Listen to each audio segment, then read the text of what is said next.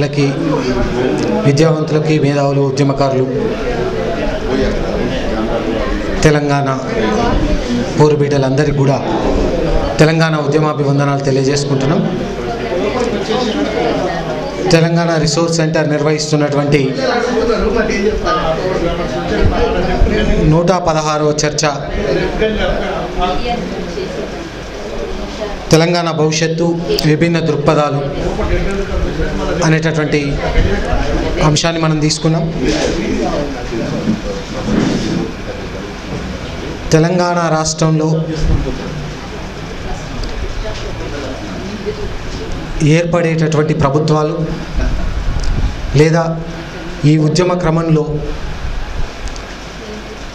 విభిన్నమైనటువంటి జరిగిన నష్టాలను, రేపటి తెలంగాణ ఎట్లా ఉండాలి, భవిష్యత్ తెలంగాణ ఎట్లా ఉండాలి అనేటటువంటి దానిపైన రాజకీయ పార్టీలు, సంస్థలు, వేదికలు, వ్యక్తులు రకరకాల విజన్స్, ప్రాస్పెక్టివ్స్ని తయారు చేసుకుని ఉన్నారు. ఈరోజు భవిష్యత్ తెలంగాణ ఏ విధంగా ఉండాలి, వాటిపైన ఉన్నటువంటి మనందరి దృక్పథాలపైన చర్చించడానికి వక్తలు విచ్చేస్తున్నారు. మొదటగా తెలంగాణ విద్యావంతుల వేదిక వైస్ ప్రెసిడెంట్ శ్రీ శ్రీధర్రావు దేశపాండే గారిని వేదికపైకి రావాల్సిందిగా విజ్ఞప్తి చేస్తున్నాం. Please welcome sir. అదేవిధంగా తెలంగాణ భూమి రక్షణ సమితి కన్వీనర్ శ్రీ సుజాత సూర్యపల్లి గారిని వేదికపైకి రావాల్సిందిగా ఆహ్వానిస్తున్నాం.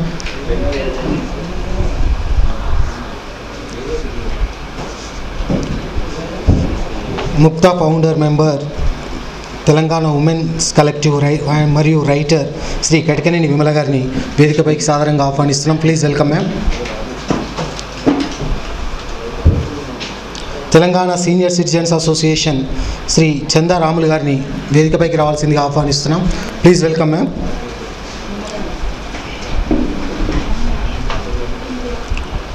హేతువాది, మానవతావాది శ్రీ బాబు గోగినేడి గారిని వేదికపైకి రావాల్సిందిగా సాదరంగా ఆహ్వానిస్తున్నాం. Please welcome sir.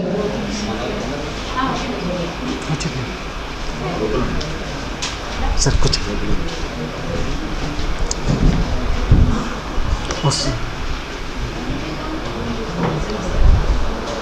తెలంగాణ నిర్జన్స్ ఫోరం హరికాంత్ గారిని వేదికపైకి రావాల్సిందిగా ఆహ్వానిస్తున్నాం.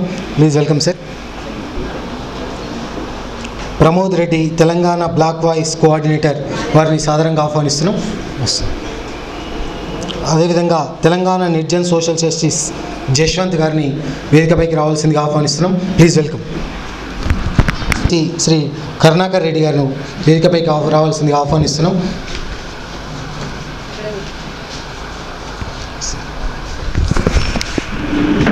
తెలంగాణ నిర్జన్స్ ఫోరం శ్రీ అజయ్ మనకు రావాల్సినటువంటి ఎర్రమల రాహుల్ గారు, స్కైబాబా గారు, నల్లమాస కృష్ణ గారు మనకు చర్చలో జాయిన్ అవుతారు. వారు మన వచ్చారు శ్రీనివాస్ బండారి గారిని వేదికపైకి రావాల్సిందిగా ఆహ్వానిస్తున్నాం. Please welcome sir. అందరూ వచ్చారు కదా మిత్రులారా. తెలంగాణ 3 తరాల పోరాటం, 4.5 కోట్ల ప్రజల ఆకాంక్ష పూర్తిగా కాకపోయినా ఒక 10 జిల్లాల తెలంగాణ జూన్ 2వ తారీఖు ఏర్పడుతున్నటువంటి సందర్భం. ఈ తెలంగాణ కోసం సబ్బండ వర్ణాలు, సకల జనులు, అనేక మంది మొత్తం తెలంగాణ రోడ్డు మీదకి వచ్చి పోరాటం చేసినటువంటి తరుణంలో ఆనాటి కాళోజీ నుంచి, బందగి, చాకలేలమ్మ, దొడ్డి కొమరేల నుంచి నిన్నటి వరకు బలిదానాలు అవుతున్నటువంటి అమరవీరుల వరకు, లేదా ఈ ఉద్యమ తరుణంలో అనేక రకాలైనటువంటి కళాకారులు, కవులు, రచయితలు వ్యాసాలు, పుస్తకాలు, పాటలు, ప్రసంగాలు చెప్పినట్టుగా, లేదా ఇదే వేదికగా ఇక్కడే కూర్చొని ఇప్పటికీ 116వ వారం, అందులో ఒక్కొక్క అంశం గురించి 2 వారాలు పెట్టుకున్నటువంటి కొన్ని సినిమా డాక్యుమెంటరీలో పెట్టుకున్నటువంటి చర్చలు తీసేసిన 100 సమస్యలు ఇదే వేదిక మీద మనందరం మాట్లాడుకొని ఉన్నాం. ప్రమోద్ రెడ్డి గారిని వేదికపైకి రావాల్సిందిగా ఆహ్వానిస్తున్నాం. Please welcome sir. 100 సమస్యలు మనం చర్చిస్తున్న తరుణంలో, మనం మాట్లాడుకుంటున్న తరుణంలో ప్రతి సమస్య పరిష్కారం తెలంగాణ రాష్ట్ర ఏర్పాటే అనేటటువంటి ఒక కన్క్లూజన్ అయితే అనివార్యంగా వచ్చింది. ఆ రాష్ట్రం మరి ఏర్పడుతున్నటువంటి తరుణంలో మళ్ళీ సంపూర్ణ తెలంగాణ, విభిన్నమైనటువంటి ఆంక్షలతో కూడినటువంటి తెలంగాణ వచ్చింది. హైదరాబాద్ ఉమ్మడి రాజధానిగానే ఉంది. తెలంగాణ ప్రజలు మొత్తం ముక్త కంఠంతో వ్యతిరేకించినటువంటి పోలవరం ప్రాజెక్టు, ఆదివాసులను నిర్వాసితులను చేస్తున్నటువంటి ప్రాజెక్టు, మానవ వనరులు, పక్షుల జాతి మొత్తంగా విధ్వంసాన్ని చేస్తున్నటువంటి ఒక ప్రాజెక్టు, జాతీయ ప్రాజెక్టు హోదాను తీసుకురావడం, ఉమ్మడి న్యాయస్థానం, అదేవిధంగా హయ్యర్ ఎడ్యుకేషన్లో ఉమ్మడి విద్యా వ్యవస్థ ఉండడం, ఇటువంటి అనేక ఆంక్షలతో కూడినటువంటి ఈ తెలంగాణ వచ్చినటువంటి తరుణంలో ఈ ఆంక్షలు లేనటువంటి తెలంగాణను సాధించుకోవాలి అనేటటువంటి డిమాండ్, బంగారు తెలంగాణ రావాలనేటటువంటి డిమాండు, తెలంగాణను పునర్నిర్మించుకోవాలనేటటువంటి వాదన, తెలంగాణ పునర్నిర్మాణం కాదు పునర్జీవనం అనేటటువంటి మరొక వాదన కాదు. ఇది వినిర్మాణాన్ని మనం చేయాల్సినటువంటి అవసరం ఉంది. మొత్తాన్ని ఏదైతే తెలంగాణ రచయితల వేదిక లేదా సింగిడి వినిర్మాణం అని ఆ రోజు మిలియన్ మార్చ్లో జరిగినటువంటి దాన్ని కవితల రూపంలో, వ్యాసాల రూపంలో వేసినటువంటినట్టుగా మళ్ళీ వినిర్మాణాన్ని మనం ఎత్తుకోవాలనేటటువంటి అవసరం ఉంది అనేటటువంటి వాదన ఒకటి వస్తుంది. నవ తెలంగాణ నిర్మాణం అనేటటువంటి పదాలు వచ్చినాయి, నూతన తెలంగాణ అనేటటువంటి పదాలు వచ్చినాయి. ఏదేమైనా ఈ తెలంగాణలో ఉన్నటువంటి యావత్ ప్రజానికం ఏ తెలంగాణ కోసమైతే తమ ప్రయోజనాలు వెతుక్కున్నారో, తమ బతుకును వెతుక్కున్నారో, తమ బతుకు ఇట్లా కాదు తెలంగాణ వస్తే ఇంకో తీరుగా ఉండాలని ఏదైతే కోరుకున్నారో ఆ తెలంగాణ కావడానికి ఈ భవిష్యత్తు ఎట్లా ఉండాలి అనేటటువంటిది విద్యార్థులు, ఉద్యోగులు, సకల జనులే కాకుండా కేబుల్ ఆపరేటర్ల సంఘం, రీఛార్జ్ కార్డులు చేసినటువంటి వాళ్ళు సంఘం, ఇట్లా చివరకు బాలల జేఏసీ కూడా సంపద ఆధ్వర్యంలో ఒక చిన్నపిల్లలకు చెందినటువంటి బాలల జేఏసీ కూడా ఏర్పడింది.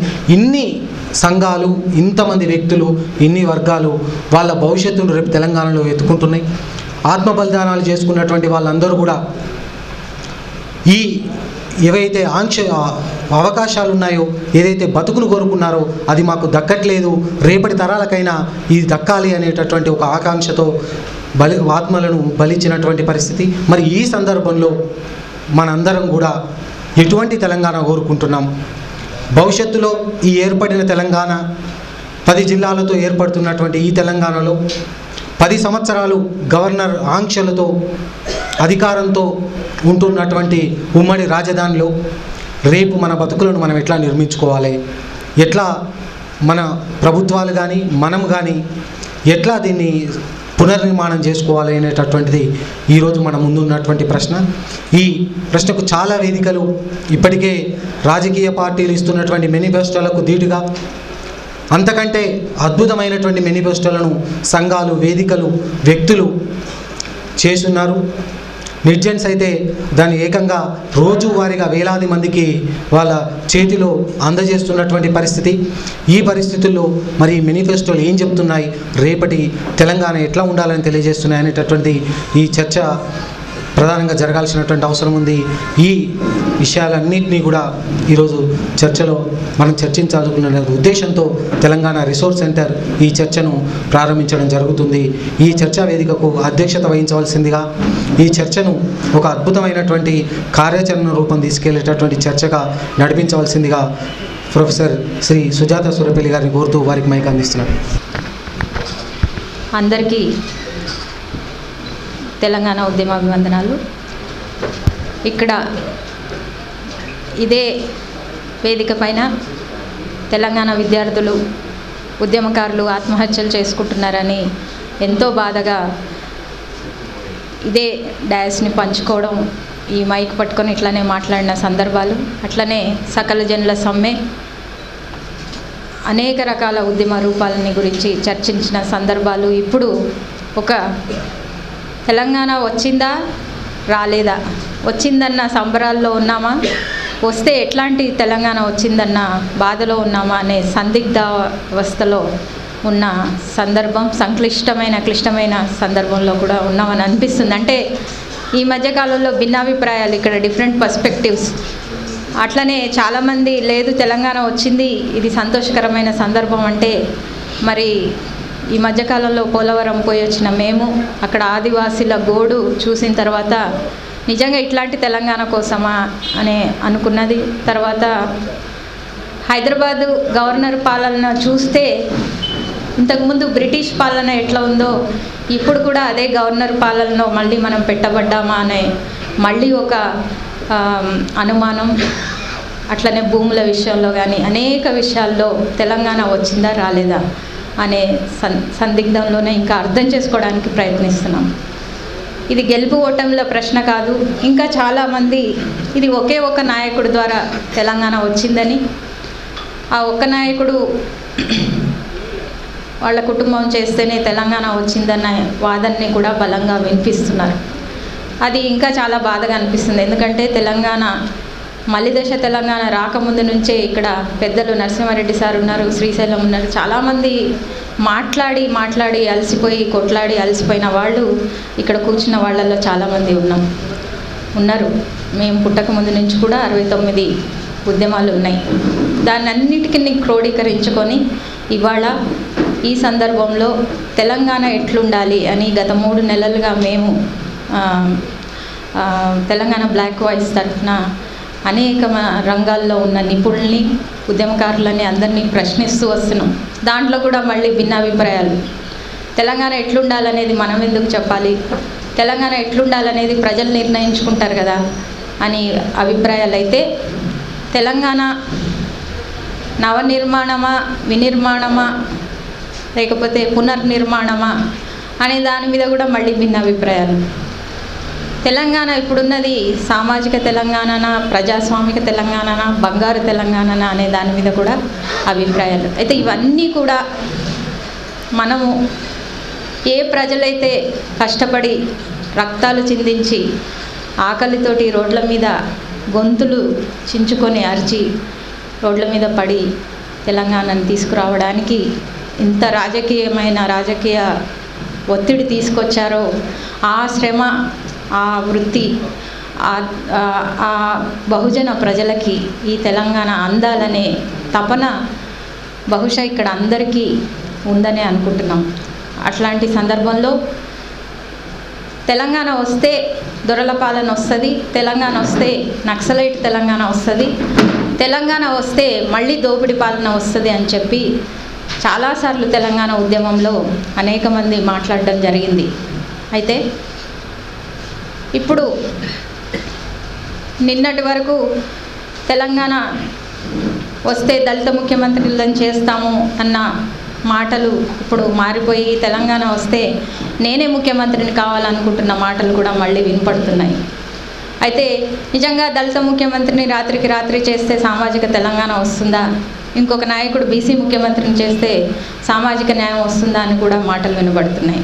అయితే ఈ తెలంగాణ మళ్ళీ పెత్తందారుల ఏ ఆధిపత్యం నుంచైతే, ఏ ఆంధ్ర ఆధిపత్యం నుంచైతే, ఏ అణచివేత నుంచైతే, ఏ సాంస్కృతిక దాడుల నుంచైతే, ఏ దోపిడీ పాలన నుంచైతే ఈ తెలంగాణ బయటపడాలని అనుకుంటున్నామో అదే తెలంగాణ అంబేద్కర్ అన్నట్టు తెల్లదొరలపై నల్లదొరలు వచ్చే పాలన కాదు మాకు కావాల్సిందిలాగా, ఆంధ్ర దొరలు పోయి తెలంగాణ దొరలు వచ్చే పాలన మాకు కావద్దని స్పష్టంగా ఇక్కడి నుంచి చెబుతూ అటువైపుగా ఉద్యమాలు జరిగినాయి. కాబట్టి దొరల పాలన కాదు, దోపిడీ పాలన కాదు, అణిచివేత కాదు, ఇక్కడ ప్రజా తెలంగాణ కావాలి, జన తెలంగాణ కావాలి, బహుజనుల తెలంగాణ కావాలి, సామాజిక తెలంగాణ కావాలి. సరే ప్రజాస్వామిక తెలంగాణ అయినా అభ్యంతరాలు లేవు, కానీ బంగారు తెలంగాణ అనే రాజకీయ నాయకుల తెలంగాణ మీద స్పష్టంగా మాకు కొన్ని అనుమానాలు ఉన్నాయి.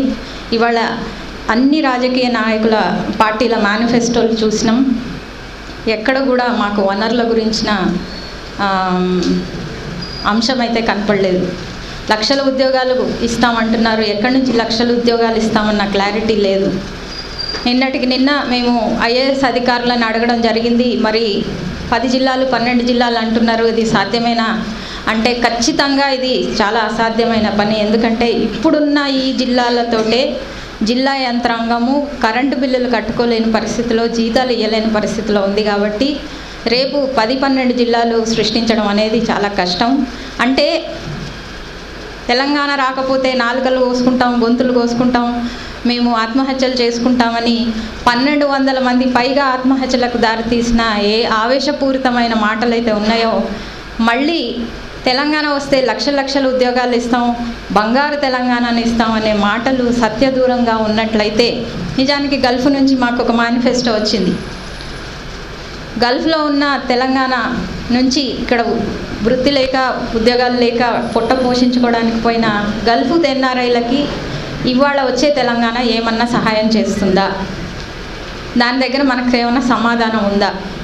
పోలవరం బాధితులకి మనం ఇచ్చే హామీ ఏంది? డిజైన్ మార్చాలి అంటున్నారు. ఏం డిజైన్ మార్చాలి? ఎంత డిజైన్ మారుస్తే ఎన్ని వందల మంది ఆదివాసీలు మునిగిపోతారు, ఎన్ని గ్రామాలు మునిగిపోతాయి అనే మాట లేకుండా డిజైన్ మార్చిందాకా అంటున్నారు. కానీ అసలు ఆ పోలవరం వల్ల ఎవరికి ప్రయోజనం ఉంది? కనీసం ఆంధ్ర వాళ్ళకు కూడా ప్రయోజనం లేదని ఇక్కడ ఈ వేదిక మీదనే ఆంధ్ర ఇంజనీర్లు, సాంకేతిక నిపుణులు చెప్తే మాట్లాడినాం మనం.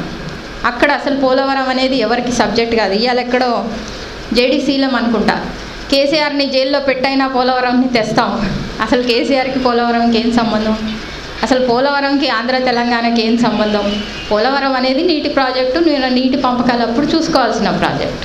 అంటే మన వరవరరావు గారు అన్నట్టు తరాజులో ఒకవైపు పోలవరం పెట్టి ఇంకొక వైపు తెలంగాణను పెట్టి రెండిట్లో మీకు ఏది కావాలో తీసుకోండి అంటే అందరం తెలంగాణ వైపు మొగ్గినాం.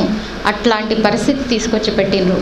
ఇట్లాంటి క్లిష్ట పరిస్థితిలో ఇది గెలుపా ఓటమే అన్న సమస్య పక్కన పెడితే, రేపు ఈ జాయింట్ పాలన, జాయింట్ క్యాపిటల్ వ్యవస్థ, హైదరాబాద్ బై గవర్నర్ పాలన, ఇక్కడున్న నవాజిష్ ఉన్నాడు, వక్ఫ్ భూముల గురించి ఎవరు మాట్లాడట్లేదు, ఆ వనరుల గురించి ఎవరు ఏదైతే కీలక అంశాలు ఉన్నాయో అవి మాట్లాడకుండా రాజకీయ పార్టీలు వాళ్ళ మేనిఫెస్టోలు పెట్టినాయి.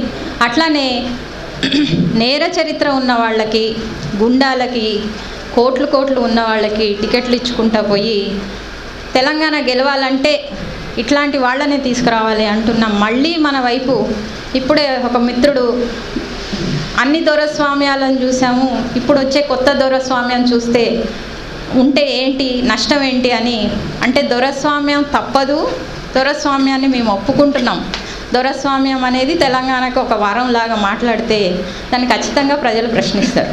నిన్నటికి నిన్న మా శాతవాహన యూనివర్సిటీలో దూరదర్శన్ సప్తగిరి వాళ్ళు ఓటే మీ ఆయుధం అనేది అన్ని యూనివర్సిటీస్లో చేస్తూ పిల్లలు చాలా స్పష్టంగా మీ అభిప్రాయం ఏంటి ఈరోజు ఉన్న ఓటింగ్ విధానంపై అంటే, ఒక పిల్లగాడు 4 పార్టీలు 4 నిలబడితే 4 నేర చరిత్రగా ఉన్నవాళ్ళు ఉంటే మేము ఎవరికి ఓటేయాలి? ఒక ప్రశ్న. రెండో ప్రశ్న, మేము డబ్బులు వద్దన్నా కూడా సెల్ఫ్ హెల్ప్ గ్రూప్స్ అయితే అకౌంట్లోకి, మా దగ్గర అయితే మగవాళ్ళైతే జేబుల్లోకి, మరి తాగేవాళ్ళైతే మొత్తం మీకు ఎంత కావాలో అంత తాగండి అని కేసులు ఇస్తుంటే మేమేం చేయాలి? ఇంకొక అబ్బాయి ఎన్ని డబ్బులు కావాలంటే అన్ని ఇస్తాం, కానీ నీకే ఓటేస్తాం అని రాయించుకొని సంతకాలు పెట్టుకొని ఓటు వేయకపోతే బెదిరిస్తున్నారు. ఇట్లాంటి ఓటింగ్ పద్ధతిలోంచి మేమేం చేయాలి? ఈ ప్రశ్నలు ఇవాల్టి యువత, అత్యధికంగా ఆంధ్రప్రదేశ్లో ఉన్న, దేశంలో అత్యధికంగా ఉన్న యువత, మొట్టమొదటిసారిగా ఓటు వేసే యువత ప్రశ్నిస్తున్నారు. ఏ తెలంగాణ గురించి మనం కలలు కంటున్నామో ఆ తెలంగాణ నేరస్తులను పెట్టుకుంటేనే, కోట్లున్న వాళ్ళు కోట్లు గుమ్మరిస్తేనే, అట్లాంటి వాళ్ళు ఉంటేనే బరిలో మొత్తానికి రేసింగ్లో పోటీలు పడి అట్లాంటి వాళ్ళని తీసుకొని ఏ తెలంగాణ వాళ్ళు మా తెలంగాణ పార్టీ అనుకునే వాళ్ళు కూడా చేస్తుంటే ప్రశ్నిస్తే మమ్మల్ని మీరు కాంగ్రెస్కి ఓటేయమంటారా, టీడీపీకి ఓటేయమంటారా, ఉన్న ఒకే ఒక్క తెలంగాణ పార్టీని ప్రశ్నిస్తారా? ఇది అవసరమా అని మా మీద దాడి చేస్తూ, పలానా వారు దొర కాబట్టి ఫలానా వారు అగ్రకులం కాబట్టి అందుకే మీరు ప్రశ్నిస్తున్నారు, లేకపోతే ప్రశ్నించబోయే వాళ్ళు కారేమో అని రకరకాలుగా ఉన్న ఒకే ఒక్క ప్రాంతీయ పార్టీని ఎట్లా ప్రశ్నిస్తారని. అసలు ఏదైతే ప్రజాస్వామ్యం ప్రశ్న మీద ఆధారపడి ఉందో ప్రశ్నించడమే నేర్పించి ఆ ప్రశ్నించడం ద్వారానే మనం ప్రజాస్వామ్యాన్ని రక్షించుకుంటాము.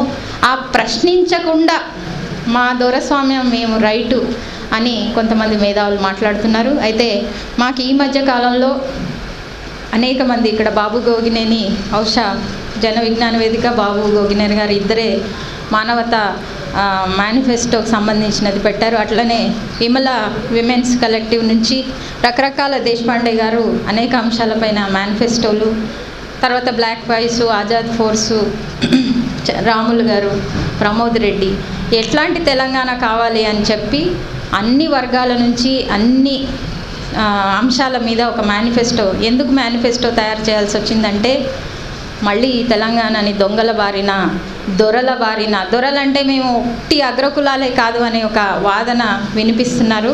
దాన్ని మేము పూర్తిగా అంగీకరిస్తున్నాం. పెట్టుబడిదారుతనానికి కులం లేదు, డబ్బుకి కులం లేదు. ఏ పెట్టుబడిదారుడైనా కులాన్ని పక్కన పెడితే ఇక్కడ దొరలు ఉన్నారు. అయితే ఎట్లాంటి దొరలు ఉన్నారు అన్నది తెలంగాణ ప్రత్యక్షంగా చూసింది. ఏ దొరలు గడిలల్లా బట్టలు ఉడదీసి ఆడిపించినారో ఆ దొరలని ఈ తెలంగాణ చూసింది. ఆ దొరల గురించి మేము మాట్లాడుతున్నాం, ఆ దొరతనం గురించి మేము మాట్లాడుతున్నాం. ఏ దొర స్వామ్యం ఇవాళ నిజంగా ఇదివరకులాగా ఉండకపోవచ్చు, కానీ ఏ కులం వారైనా నల్లమాసి కృష్ణ గారికి స్వాగతం, ప్రజా ఫ్రంట్ మేనిఫెస్టో. ఏ కులం వారైనా దొరతనం ప్రదర్శిస్తే దాన్ని తప్పకుండా ప్రశ్నిస్తాం. అంతేగాని ఒక కులానికి సంబంధించిన దొరలనే మేము ప్రశ్నిస్తున్నాం అనే వాదనను కూడా మేము ఒప్పుకోవట్లేదు. దయచేసి అటువైపుగా మమ్మల్ని అర్థం చేసుకోవద్దు. ఇవాళ వచ్చిన భిన్న దృక్పథాలు అన్నీ కూడా తెలంగాణలో శ్రామిక వర్గానికి, తెలంగాణలో కింది కులాల వారికి, తెలంగాణలో ఉన్న మైనారిటీలకి, మహిళలకి, ఆదివాసీలకి అనుగుణంగా అటువైపుగా నడిచే మేనిఫెస్టోలే ఉన్నాయని, అటువైపు ఉన్న మేనిఫెస్టోలు మానవతా తెలంగాణ, మన తెలంగాణ, జన తెలంగాణ కోసం ఇక్కడ ఈ సందర్భం వచ్చింది కాబట్టి అటువైపుగానే మాట్లాడతారని, మాట్లాడిన మేనిఫెస్టోల గురించి చర్చిస్తాను. ఈ మధ్య కాలంలో ఇంకొకటి చెప్పి ముగిస్తాను. ఒక ప్రముఖ పత్రిక ఎడిటర్ ఆంధ్రనేమో సింగపూర్ లాగా డెవలప్ చేయాలంటున్నారు, మరి సుజాత మీరేమో సామాజిక తెలంగాణ అంటున్నారు, అక్కడేమో సింగపూర్ లాగా కావాలి, ఇక్కడ ఎస్సీ ఎస్టీ బీసీ తెలంగాణ కావాలా? ఇది ఏంటి కాంట్రాస్ట్? అక్కడ ఇక్కడ ఇప్పుడే కదా రాష్ట్రం విడిపోయింది అని. సరే నేను అన్నాను, మేము మనుషుల గురించి మాట్లాడుతున్నామండి, మెటీరియల్స్ గురించి మాట్లాడట్లేదు. ఇక్కడ మనుషులు, మానవ అభివృద్ధి, నిజానికి హ్యూమన్ డెవలప్మెంట్ ఇండెక్స్లో మనం దేశం ఎంత కిందికి పోయిందో మనం చూసినాం.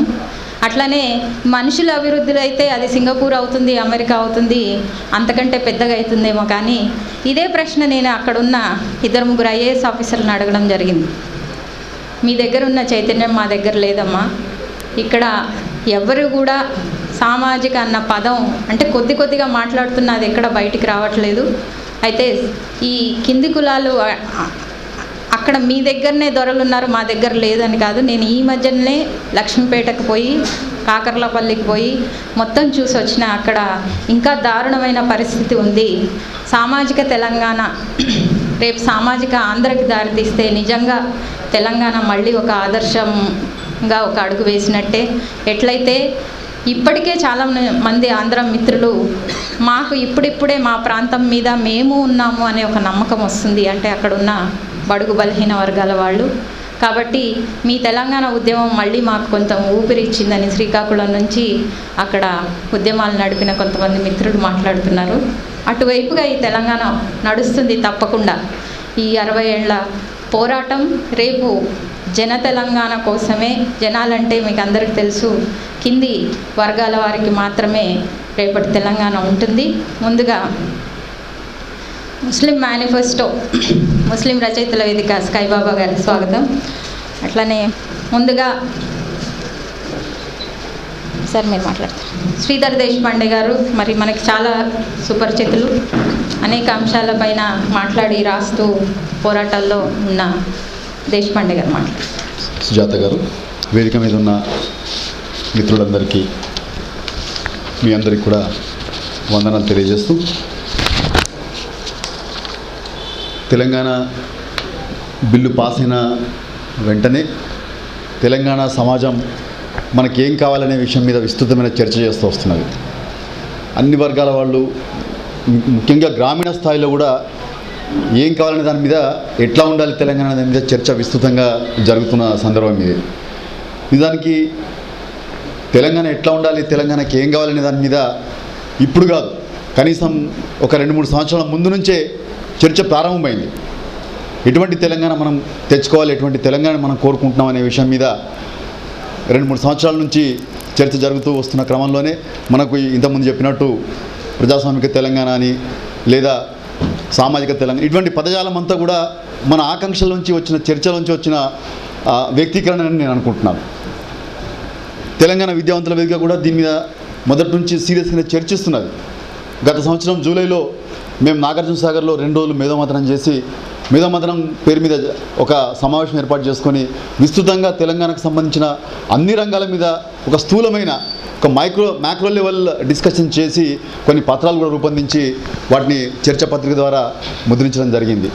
ఆ చర్చని ఇంకా మైక్రో లెవెల్కి తీసుకుపోయి ఒక స్పష్టమైన పీపుల్స్ ఎజెండాని తయారు చేసే పనిలో ఉన్నాము. ఈ సందర్భంగా మొత్తంగా తెలంగాణ సమాజం అంతా, అన్ని వర్గాలు తెలంగాణ ఉద్యమంలో భాగస్వాములై ఉన్నారు కనుక వాళ్ళకి స్టేక్స్ ఉంటాయి ఖచ్చితంగా. ఎటువంటి ఫలాలు వాళ్ళు ఈ తెలంగాణ నుంచి ఆశిస్తున్న దాని మీద అన్ని వర్గాల నుంచి చర్చలు జరుగుతున్నాయి. చర్చ ఎంత డీప్ రూటెడ్గా జరుగుతున్నది అనే దానికి ఒక చిన్న ఉదాహరణ చెప్పి నేను నా అంశంలోకి వెళ్తాను. మొన్న హోలీ పండుగ సందర్భంగా 2 రోజులు సెలవులు వస్తే మా ఊరికి వెళ్ళాను. అక్కడ మా ఊరిలో ఆదిలాబాద్ జిల్లా పత్తి రైతుల సంక్షేమ సంఘం ఒకటి చిన్న సంఘమే, అది ఒక 100 మంది రైతులు కూడా సభలో దాంట్లో సభ్యత్వం కలిగి ఉంటారో లేదు. వాళ్ళు కూడా ఈ వ్యవసాయ రంగం లేదా రైతాంగానికి ఎటువంటి సహకారాలు తెలంగాణ ప్రభుత్వం ఇవ్వాలి, ఎటువంటి ఉత్పాదకంగా వాళ్ళకు వ్యవసాయం లాభదాయకంగా ఎట్లా ఉండాలనే దాని మీద వాళ్ళు స్పష్టమైన ఆలోచనలతోటి వాళ్ళు ఒక మేనిఫెస్టో తయారు చేసుకుని హైదరాబాద్ వచ్చి టీఆర్ఎస్ పార్టీని, కాంగ్రెస్ పార్టీని, ముఖ్యంగా వాళ్ళు తెలంగాణలో అధికారంలోకి రాబోయే పార్టీలు కనుక ముఖ్యంగా వాళ్ళకి సమర్పించి, కోదండరామ్ గారికి సమర్పించి, ఎందుకంటే కోదండరామ్ గారితో ఈ పార్టీలన్నీ సంప్రదింపులు చేస్తున్నాయి. అన్ని పార్టీలు మేనిఫెస్టో కమిటీలు వేసుకున్నాయి. చాలా సీరియస్గా మేనిఫెస్టోలు తయారనేది కొత్త విషయం ఏం కాదు. నిజానికి ఎన్నో సంవత్సరాలుగా ఎన్నికల సందర్భంగా అన్ని పార్టీలు మేనిఫెస్టోలు తయారు చేస్తున్నాయి. మొక్కబడిగానో లేదా ఎన్నికల కోసమో తయారు చేస్తున్నాయి, రిలీజ్ చేస్తున్నాయి. వాటి గురించి మర్చిపోతున్నారు. ప్రజలు కూడా పెద్దగా వాటిని పట్టించుకునే సందర్భాలు లేవు. కానీ ఈసారి ప్రజానీకం ఎంత సీరియస్గా ఉన్నారంటే, వాళ్ళ ఆకాంక్షలు పార్టీల మేనిఫెస్టోలో చేరుతున్నాయా లేవని స్పష్టంగా వాళ్ళు గమనిస్తున్నారు, చూస్తున్నారు, డిమాండ్ చేస్తున్నారు. పార్టీలు కూడా ఇవాళ మేనిఫెస్టోలను ఎంత సీరియస్గా తీసుకున్నాయంటే వాళ్ళు అందరితో మాట్లాడుతున్నారు, మేధావి వర్గంతో మాట్లాడుతున్నారు, రకరకాల సెక్షన్లతో మాట్లాడుతున్నారు. ఏం ఈ మేనిఫెస్టోలో చేర్చాలనే విషయం మీద సీరియస్గానే చర్చించి వాళ్ళు మేనిఫెస్టోలు తయారు చేసుకుంటారు. అంటే ఇది కొత్త అనుభవం. ఇది మేనిఫెస్టోల తయారీ పట్ల ప్రజానీకం ఇంత సీరియస్గా ఉండడం ఇది మొదటిసారి నా అనుభవంలో ఉన్న విషయం. ఇది నిజానికి తెలంగాణ ఉద్యమం సాధించిన విజయంగా నేను భావిస్తున్నాను. తెలంగాణ ఉద్యమం కనుక లేకుండా ఉంటే, మేడం చెప్పినట్టు ప్రశ్నించే స్వభావం తెలంగాణ ప్రజానీకానికి లేకపోయి ఉంటే బహుశా ఇవాళ ఇంత సీరియస్గా మేనిఫెస్టోల తయారీ గురించి రాజకీయ పార్టీలు